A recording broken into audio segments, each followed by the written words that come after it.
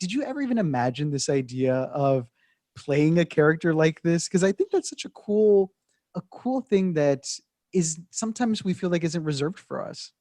Oh, absolutely. I mean, all I wanted to do was be in I wanted to play in a fantasy, right? But for some reason, they don't, like, these big studio heads or these big um the people who are in power don't really see people of color in like fantasy land, and I don't understand. I know. because because why, I don't understand why they don't see us there, why that's only reserved for white people. Obviously that is changing. I mean, I don't know. It is changing because I'm in the position that I'm in, obviously. But I mean, we've seen like a lot of backlash with Black actors trying to play superheroes that were maybe originally white, and like fans going crazy and really not accepting that. And I think that we are going to start seeing more demands for the studios to back their actors of color or and employees of color, especially now in this time when we're all standing up and saying, you know what, no, we contribute so much to this industry. We are such a huge community. We are part of this country's fabric. Yeah. And so there needs to be solidarity. There needs to be accountability.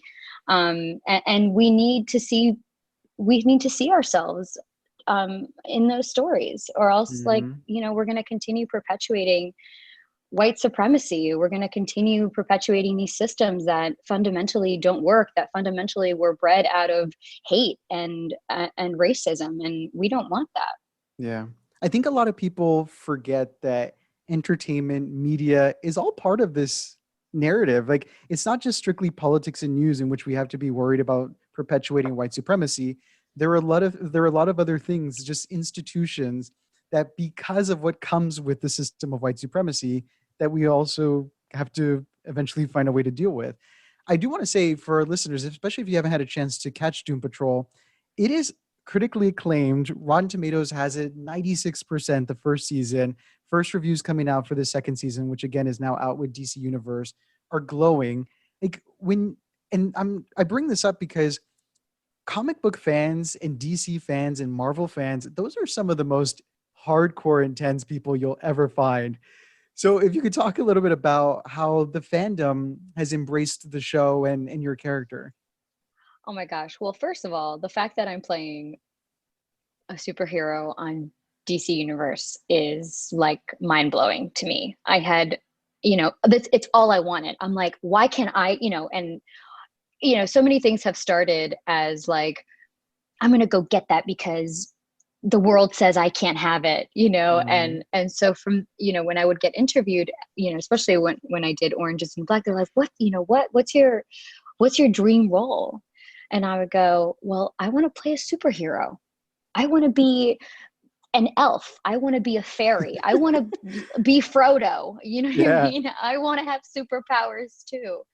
And that was a big deal for me because that's the kind of I love that storytelling, that kind of storytelling, and I also never saw us represented in that kind of storytelling. So it was a big deal for me to get this gig, especially not just your ordinary superhero, Crazy Jane.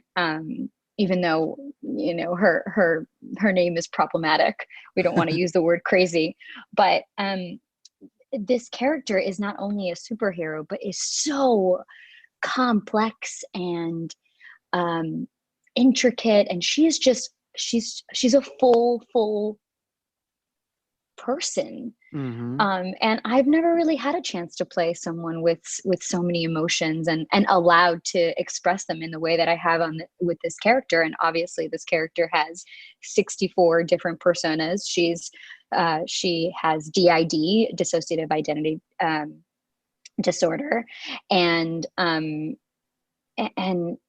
and it's just been incredible to play such a complex character as a woman of color and have it be a superhero. I'm like, only okay, like I always think, like, of course my first gig was, to play in a prison and talk about some of like the heaviest issues that you would ever talk about.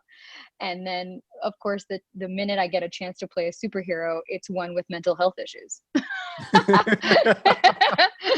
which, I guess I which never is made that correlation, but that's so true.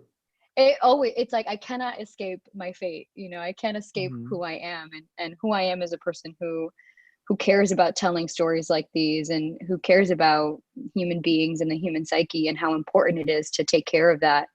And especially as a woman of color, and coming from a community that where mental health really wasn't a priority in our communities because of lack of healthcare, lack of money, or because of the stigma that mental health has for people in our community. So I'm honored to play this character. I love my cast and crew. I love what it takes to make this show what this show is. It's so challenging to go from different character to one character to another. It's so the stunts that we have to do, the world that we live in is so wild. I mean, I'm covered in goo.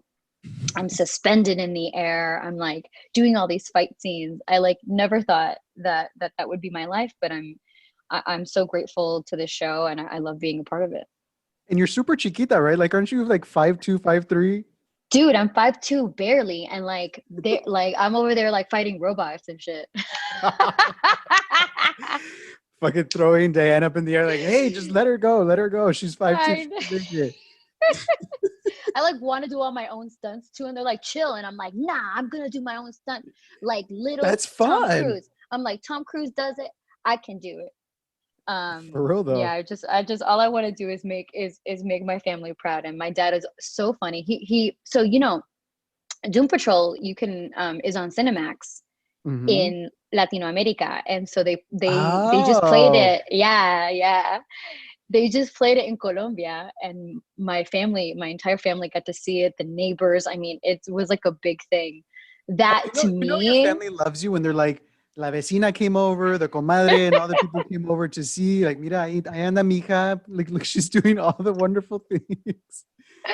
my oh my gosh, they're so I mean, my parents were actually obsessed with me when I was a kid. They're like even more obsessed with me now. They're so proud of me. They like they can't believe it. They laugh at me too. They were like they were talking about Hammerhead, Hmm. my character Hammerhead, and they were like, you know, because she's very angry. And my mom was like, mija, ya sé por qué le dieron el rol. Porque usted es igualita a Hammerhead. I was like, Mom, do not talk about my anger issues right now, okay? I'm That's dealing so with funny. them. But it's true though. But thinking about why I got this role is because, you know, I am a child of trauma. I understand, you know, although my character is based on a person who was sexually abused when she was a child. I didn't experience that, but I have experienced loneliness and despair and trauma that keeps me like twitching at night at Yeah. times. And I have had um, you know, these range of emotions that are quite manic.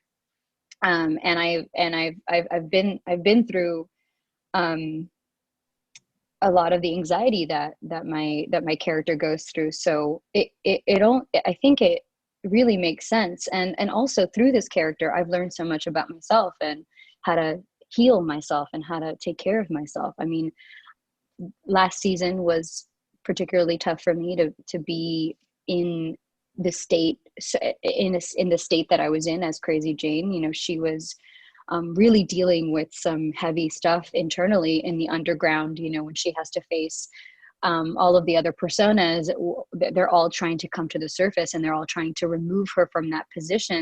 Hmm. That's kind of how I felt in my real life, and I really was finding it hard to be so open at all times, you know, ready to access those feelings for the character, or for any other character that would be popping up.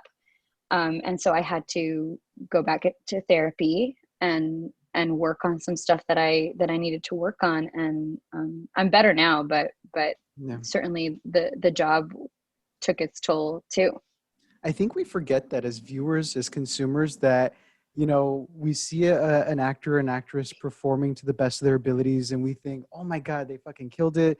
The way they interpreted this character, without recognizing, like, they probably had to tap into so much, or they Yeah. probably were emotionally and mentally taxed to be able to do that for us. And we don't follow up on them. We're like, are you okay after everything you did for us? Like, and I think that's something that I'm glad that you touched upon that a little bit, because you sometimes don't get a chance to leave Crazy Jane on set, and No. you have to deal with what that means. No, yeah, I found myself apologizing a lot to folks and crying and being like, I'm sorry, I didn't mean to say it that way, but my scene's in 2 minutes and I really have to be angry right now. And people were so generous on set and understood that I had a very challenging role. And also I learned how to be kind to myself and be like, I'm playing this role, so bitch is Mhm. crazy. She gotta be crazy. But it really has been like the role of my dreams. Like this is exactly what I wanted to do. Mhm. Can't wait to see what I do next.